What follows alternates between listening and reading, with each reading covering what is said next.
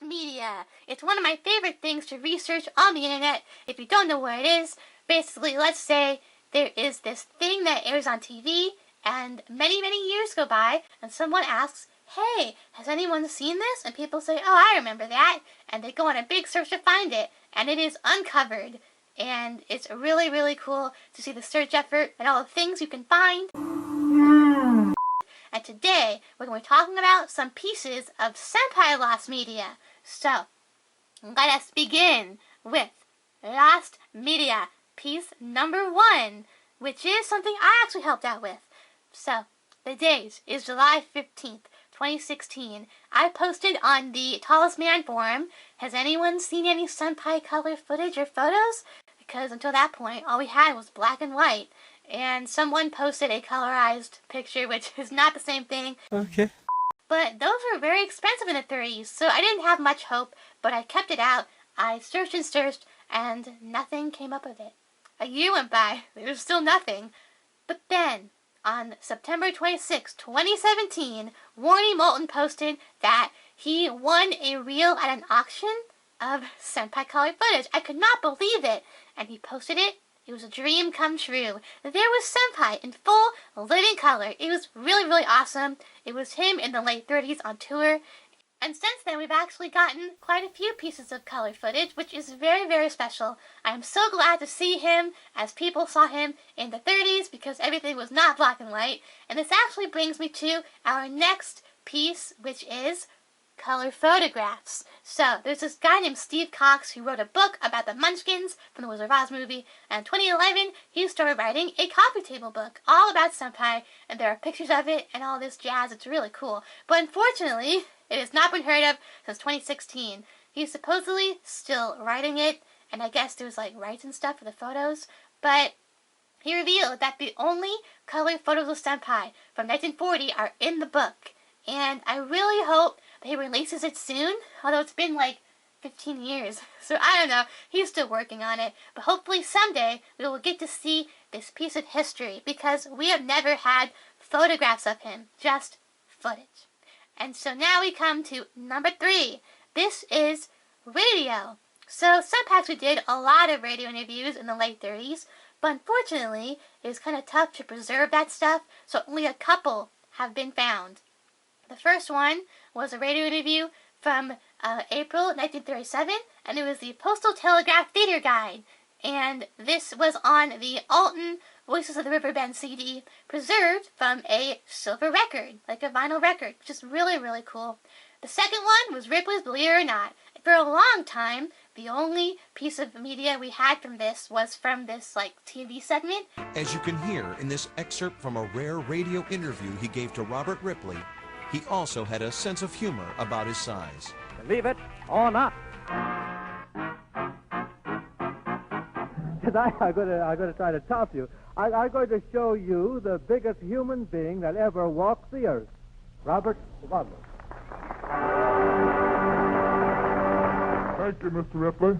Robert, tell me, do you mind people staring at you when you're out, walking out on the street? Oh, no, I just overlooked them. That was it. I looked everywhere.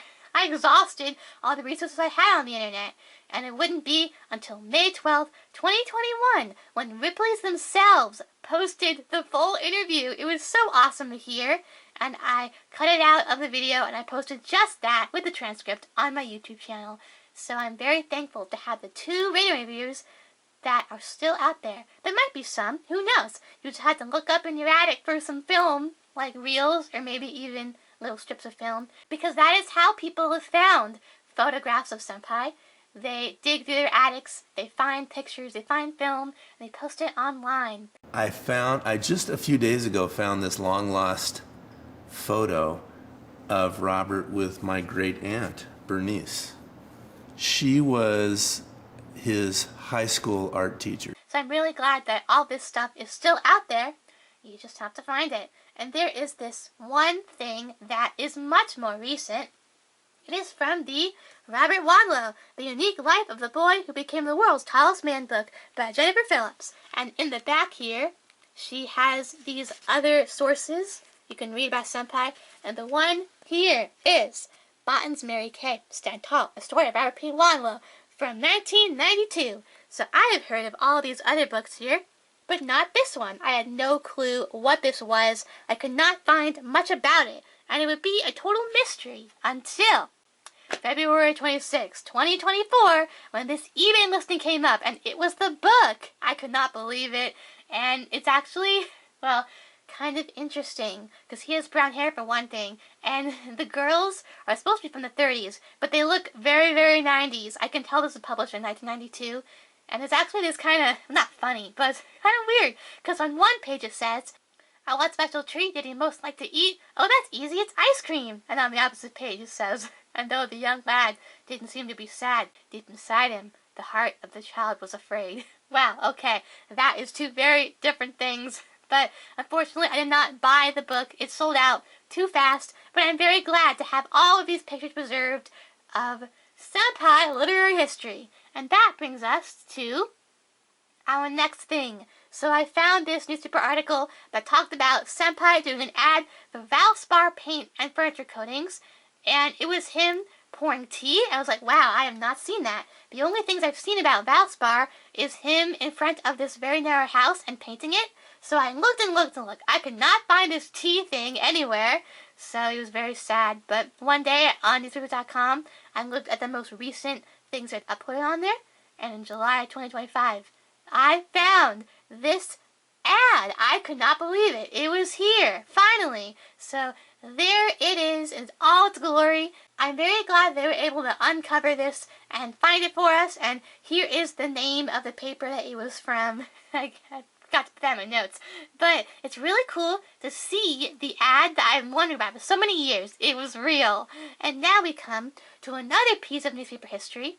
So, in 1995, Patricia Turk, who lived at 2416 Severed Avenue, which was the last house Senpai lived in, she was having her garage renovated, and the workers teared down a wall, and they found this, a copper plate of Senpai and Herald, which was used for newspaper ads in the late 30s, and it's really, really cool that this was just sitting there behind the wall for so many years. And I don't know why it was behind the wall. Maybe someone did renovations earlier? Who knows? And a little fun fact is Patricia Turk's grandson stayed in this one bedroom all the time. It was the biggest room, and he thought that was where Senpai stayed. Wadlow told a Chicago newspaper on his 19th birthday that he was used to being stared at, and to resent that would only make folks unhappy, including himself. So he probably doesn't mind people staring at something left behind in a wall in his garage. So very, very sweet. And now we come to our last piece of lost media for the day. My favorite.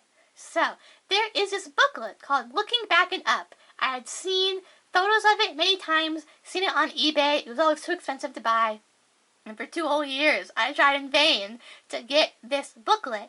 And finally, on April 29th, 2018, I won it on eBay. I was so delighted to finally have it. And when I got it, I immediately scanned the pages and I put it on my Tumblr, and then it went on my Senpai site later on. So you can read this booklet too. Look at that. It's got a very, very sweet photo of the family in there. And it has a lot of different family stories and stuff. So I am very delighted to have this, even all of these years later. It's one of my most treasured items that I have in my Senpai collection.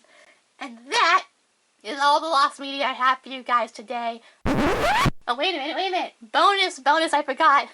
Okay, so there is this documentary called The Story of Robert. You've probably seen it. You maybe even saw it on TV. Reminder for Home and Away fans, you can see today's episode this afternoon at 4:35. Right now, The Story of Robert. And you have seen the one from 1991. That's actually a remastered version, because Tim Leone originally made this in 1975, and then all these years later, he went back to Alton, got new footage, did that. But the original version from 1975 is unknown. We don't know where it is. It has not been seen in many years. I'm very glad we have the remastered version up on YouTube and on DVD and stuff. But I wonder, where is that original 1975 version? I bet Tim Leone's family has it somewhere tucked away. I hope we'll get to see it someday. I hope we'll get to see many, many more Senpai things in the future, because we never know. You could have something in your attic. You just gotta look. So that was my little Lost Media video to celebrate 108 years of Senpai. I hope you enjoyed it. I certainly liked compiling all this together. It's so fun to look back on all the great Senpai moments from his history. And if you like this, you can check out my previous Senpai video. You can also check out my other videos and subscribe and comment and like. And you can also check out my Tumblr, because that is where I post a lot of cool Senpai stuff. Check out my Senpai website as well on Wix. It's really cool. You can also follow me on DeviantArt, Instagram, Threads. Check out my books, and I will see you guys later. Happy Senpai birthday.